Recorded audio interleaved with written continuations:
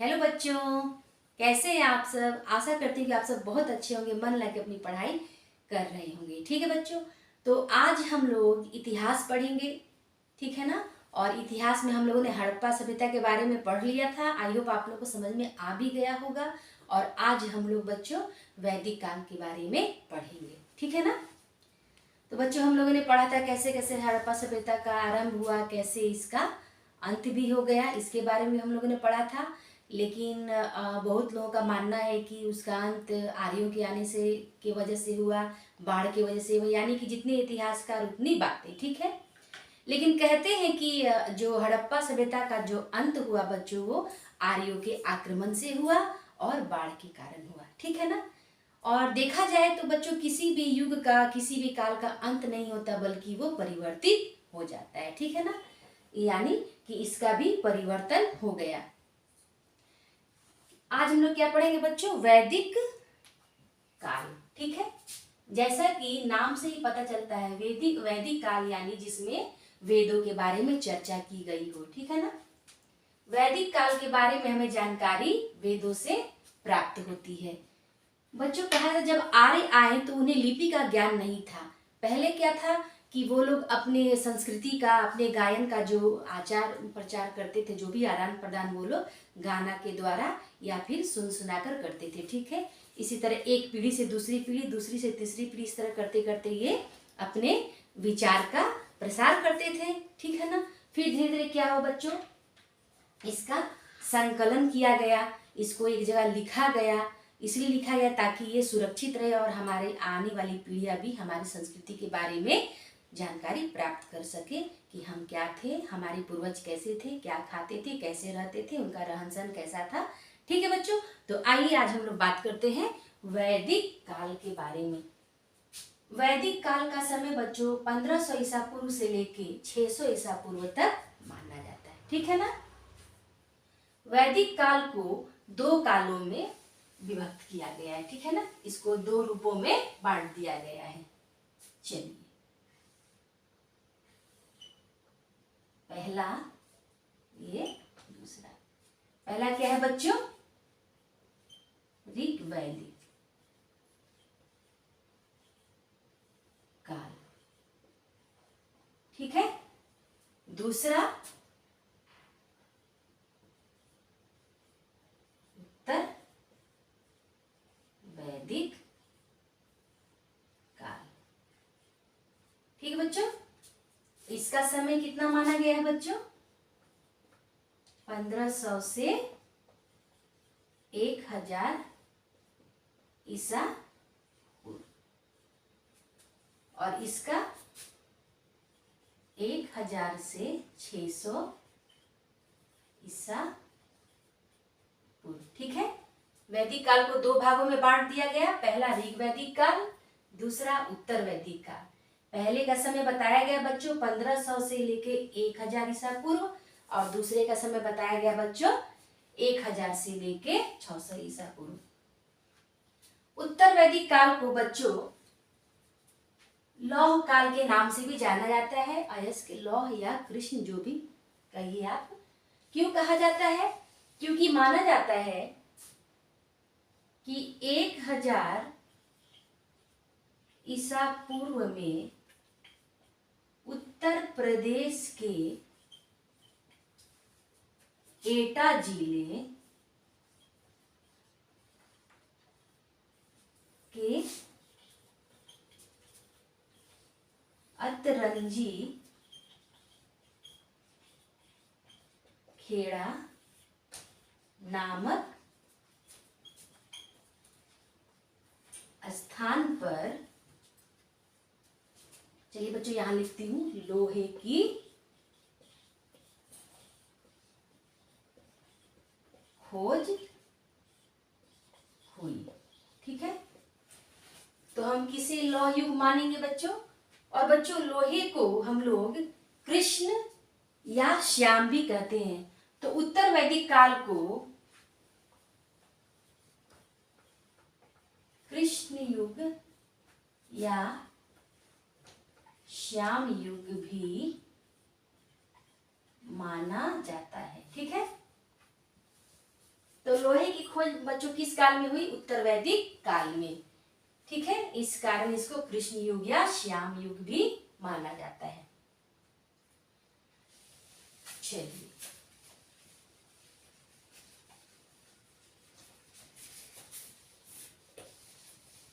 बच्चों कहते हैं कि हड़प्पा सभ्यता का जो अंत हुआ, चूंकि ये उससे संबंधित है इसलिए हमें हड़प्पा के बारे में जानना जरूरी है, क्योंकि हड़प्पा के बाद ही वैदिक काल का आरंभ हुआ। ठीक है, तो हड़प्पा का अंत कैसे हुआ? तो बच्चों जो आर्य हैं मध्य एशिया से आए थे, उन्होंने ही आक्रमण किया था। ठीक है, आज जिनके आक्रमण के चलते ये लोग पराजित हो गए और यहाँ पर दूसरे युग का आरंभ हुआ। ठीक है, तो ये 5 जन आए थे। कहाँ से आए थे? मध्य एशिया से।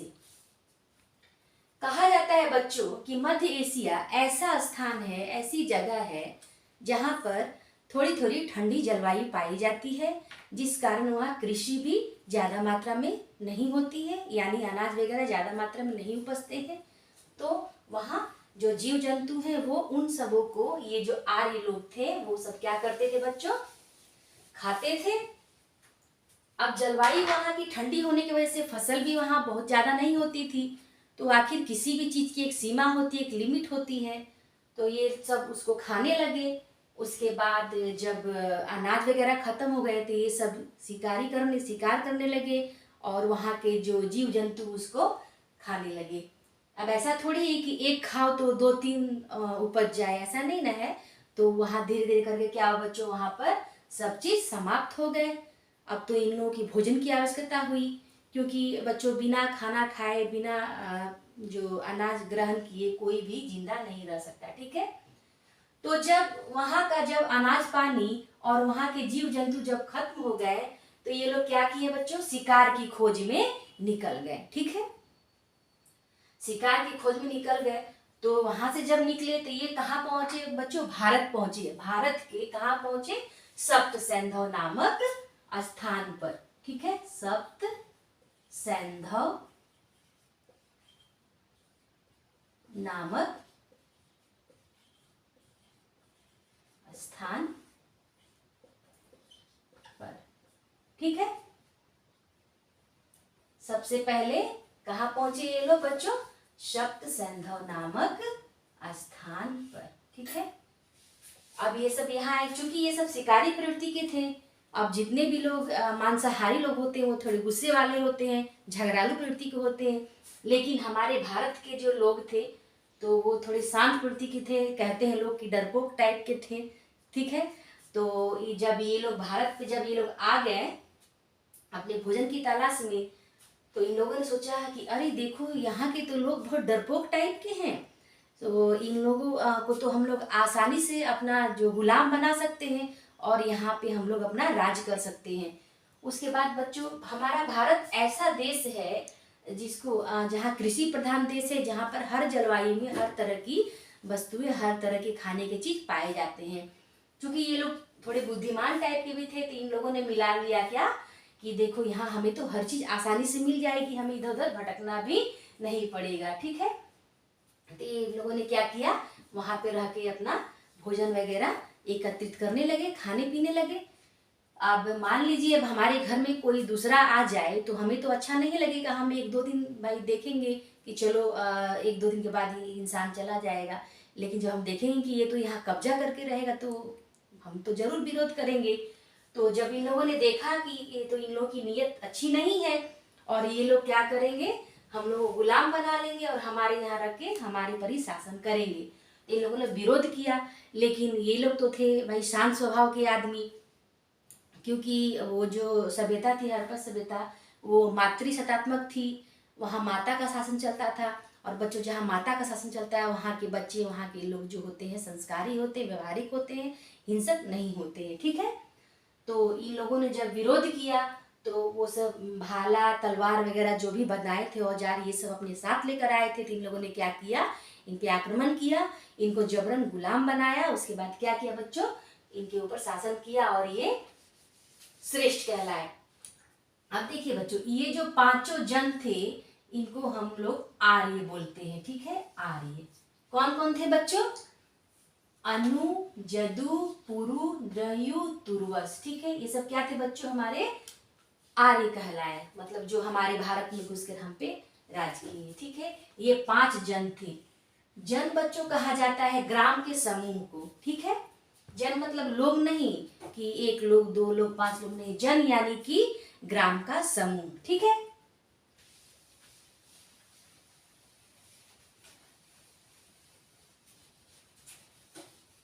चलिए, तो यहां तक बच्चों समझ में आया कि हड़प्पा सभ्यता का अंत नहीं हुआ था, बल्कि उसका रूप परिवर्तित हुआ। वहां पर आकर आर्यों ने शासन किया, अपना डेरा स्थापित किया और उनको पराजित किया। और उसके बाद दूसरे काल का जन्म होता है, वैदिक काल। उसी समय बच्चों बौद्ध का भी विकास हुआ और जैन का भी, ठीक है। तो चलिए बच्चों, वैदिक काल। वैदिक काल का मतलब होता है वो काल जिसमें वेद शास्त्र के बारे में जानकारी दी गई हो, या वो ऐसा काल जिसकी जानकारी हमें वेदों से प्राप्त होती है।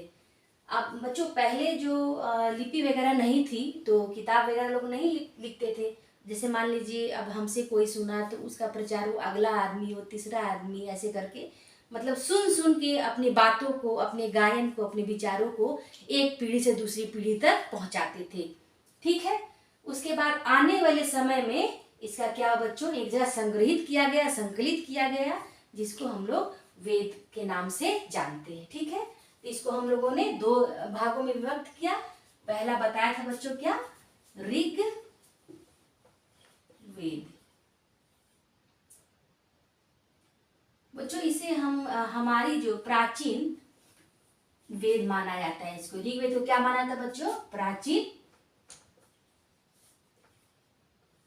वेद, ठीक है। इसका कालक्रम मैंने बताया था बच्चों, 1500 ईसा पूर्व से 1000 ईसा पूर्व, ठीक है। ऋग्वेद जो था बच्चों, इस समय का जो शासन, जो भी मतलब समाज था, वो क्या था बच्चों? कर्म के आधार पर आधारित थी। कर्म के आधार का मतलब क्या? जैसे मान लीजिए हम ब्राह्मण हैं या क्षत्रिय जो भी हैं, लेकिन अगर हमको युद्ध में भेजा जाए, भले ही हम जाति के ब्राह्मण हैं, तो हम क्षत्रिय कहलाएंगे, ठीक है। और अगर कोई जाति का ब्राह्मण है और उसे जो ज्ञान ज्यादा है, उसे वेदों का या फिर जो पंडित की तरह ज्ञान रखता है, उसे हम लोग क्या करेंगे बच्चों? ब्राह्मण के श्रेणी में रखेंगे, ठीक है ना। यानी कर्म के आधार पर उसको बांटा जाएगा, ठीक है ना। बच्चों यहाँ का जो वैदिक काल का जो मुख्य भोजन था वो क्या था? जौ था, ठीक। बच्चों वैदिक काल में गाय को बहुत ही महत्वपूर्ण स्थान दिया गया था। उसको पूजा के योग्य माना गया था और जिसकी हत्या करना पाप मानी जाती थी। अगर कोई भी गाय को चुराता या बेचता या उसको मार देता था, उसको बच्चों क्या मृत्यु दंड दी जाती थी, ठीक है ना। यानी गाय को माता का स्थान दिया जाता था। किस काल में? वैदिक काल में, ठीक है ना। और माँ का भी स्थान बच्चों उसमें ज्यादा मतलब सर्वोत्तम था, ठीक है ना। और स्त्रियों को भी ज्ञान प्राप्त करने का अधिकार था।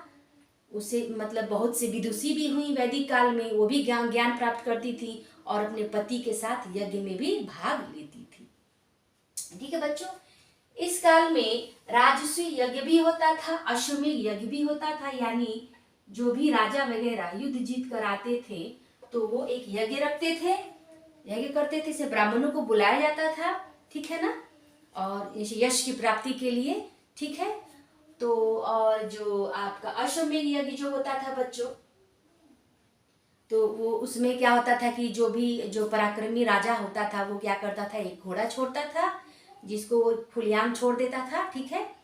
वो घोड़ा जहां तक भी जाए अपनी इच्छा से। उसके बाद क्या करते थे ये लोग, मतलब जो भी उस घोड़ा को पकड़ता था समझो कि वो राजा को चुनौती देता था, ठीक है ना। तो दोनों के साथ युद्ध होता था, ठीक है ना।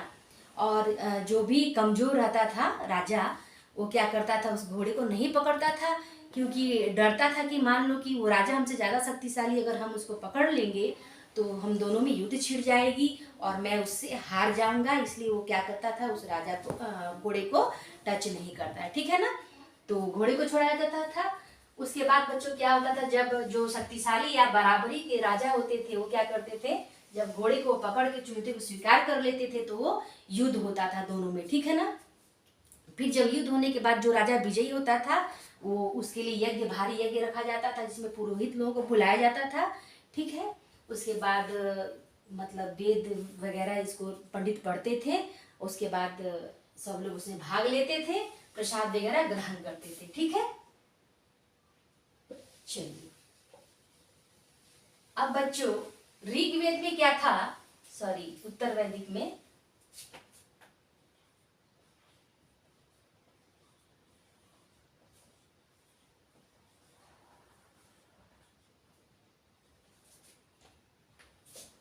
एक 1000 ईसा पूर्व से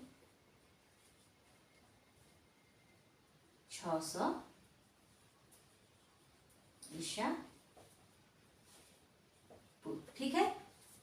तो मैंने बताया कि उत्तर वैदिक जो काल था बच्चों, इसमें लोहे की खोज हुई, ठीक है ना।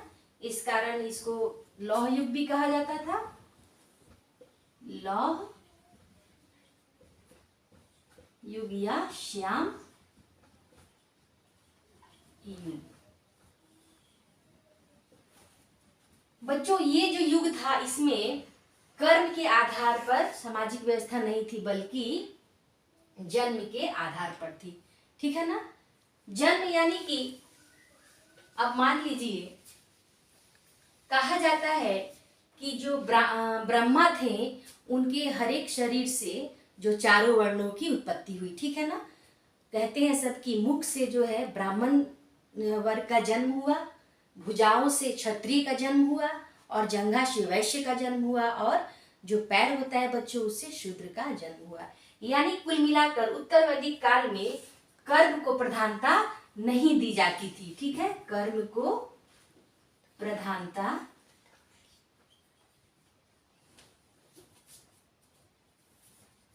नहीं दी जाती थी,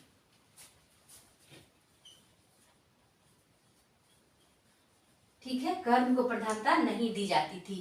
किसको प्रधानता दी जाती थी बच्चों, जन्म को।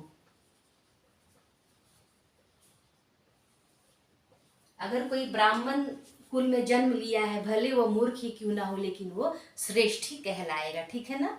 और अगर कोई निम्न कुल में जन्म लिया हो भले वो विद्वान हो, मतलब कुछ भी उसमें योग्यताएं हो, कोई भी भरपूर योग्यताएं हो, लेकिन वो निम्न जाति का ही माना जाएगा, ठीक है ना। बच्चों हमारा जो वैदिक काल था वो आश्रम व्यवस्था पे आधारित था, ठीक है ना।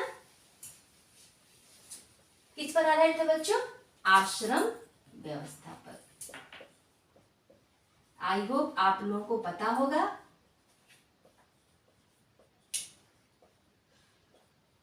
आश्रम व्यवस्था अब के तो जमाने में ये सब नहीं रहा बच्चों, ठीक है, लेकिन ये हमारे वैदिक काल की ये विशेषता है। आश्रम व्यवस्था में क्या था बच्चों, 4 वर्ग में बांटा गया था व्यवस्था को, ठीक है। पहला, दूसरा, तीसरा, चौथा। पहला क्या था बच्चों,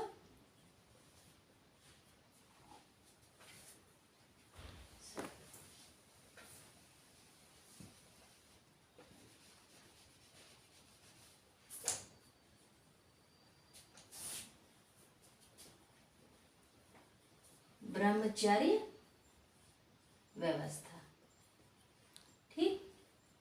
दूसरा गृहस्थ व्यवस्था, तीसरा वानप्रस्थ व्यवस्था, चौथा संन्यास व्यवस्था। अब तो आज के समय में बच्चों सब चीज उल्टा सीधा ही हो रहा है, ठीक है ना। तो ब्रह्मचर्य व्यवस्था जो था बच्चों वो आपका 0 से लेकर 25 वर्ष, यानी जो इंसान की जो आयु मानी जाती थी पहले बच्चों वो 100 वर्ष मानी जाती थी। कितनी मानी जाती थी, 100 वर्ष। एक इंसान की आयु 100 वर्ष मानी जाती थी। ठीक है, तो 100 वर्ष के हिसाब से ये 4 वर्ण में बांट दिया गया था इनकी आयु को। पहला जो था ब्रह्मचर्य व्यवस्था 0 से लेकर 25 वर्ष तक। ठीक है, उसके बाद थी बच्चों गृहस्थ व्यवस्था, वो क्या थी बच्चों 25 से लेकर 50 वर्ष तक। वानप्रस्थ व्यवस्था बच्चों 50 से लेकर 75 और संन्यास 75 से लेकर 100 वर्ष। ठीक है, यानी मनुष्य का जो जीवन काल को इतने भागों में बांट दिया गया था। यानी जब बच्चा जन्म लेता था, उसके बाद जन्म लेने के बाद जब वो 4 से 5 साल का जब होता था बच्चों, तो वो कहाँ चला जाता था, आश्रम में गुरु के पास। ठीक है ना, उसका जनेऊ संस्कार वगैरह होता था। ठीक है, उसके बाद सब होने के बाद उस बच्चों को आश्रम में भेज दिया जाता था गुरु के पास, जहाँ रहकर वो शिक्षा दीक्षा ग्रहण करता था। ठीक है, वहीं रहकर जंगल से लकड़ी काट कर लाते थे बच्चे, अपने गुरु के लिए फूल लाते थे, फल लाते थे। सबसे पहले सुबह उठकर अपने गुरु को प्रणाम करते थे। उसके बाद ये सब भोजन की व्यवस्था में लकड़ी जुटाने के लिए निकल पड़ते थे जंगल में, फिर फल फूल लकड़ी वगैरह लेकर आते थे और उसके बाद खाना वाना बनाते थे अपने गुरु के लिए, खुद के लिए। उसके बाद फिर ये लोग वहाँ पढ़ाई करते थे, वेदों की पढ़ाई, शास्त्र मंत्र वगैरह। उसके बाद इस तरह ये लोग वहाँ 25 वर्ष तक ये लोग ब्रह्मचर्य आश्रम में रहते थे। ठीक है ना, ब्रह्मचर्य व्यवस्था का पालन करते थे ये सब।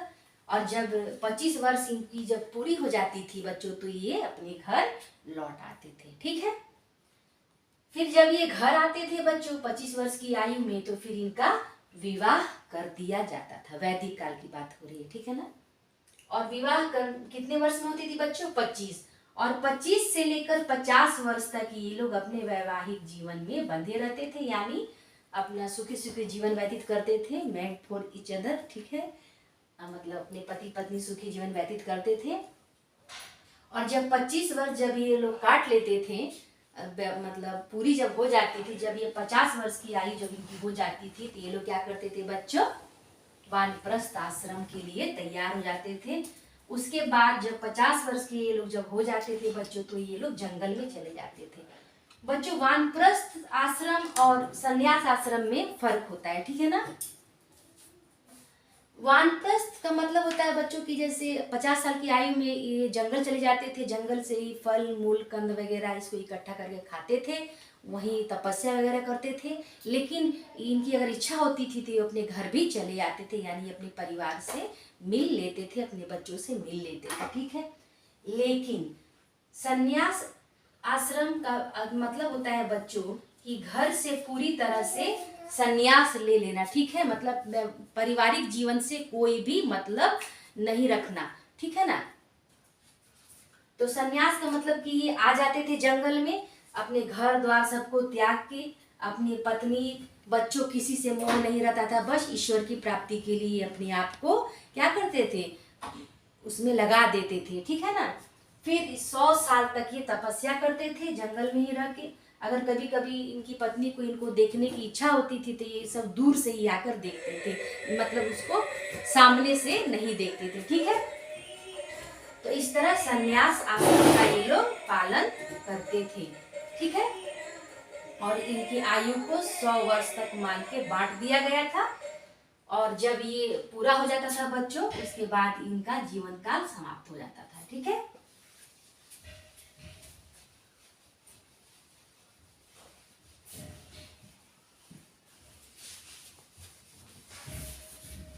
तो बच्चों आप लोग, ठीक है बच्चों, तो आज बस इतना ही। आई होप आप लोगों को समझ में आ रहा होगा। और बच्चों ये क्लास हम लोग का 2-4 दिन चलेगा। ठीक है, क्योंकि ये लंबा सेशन है।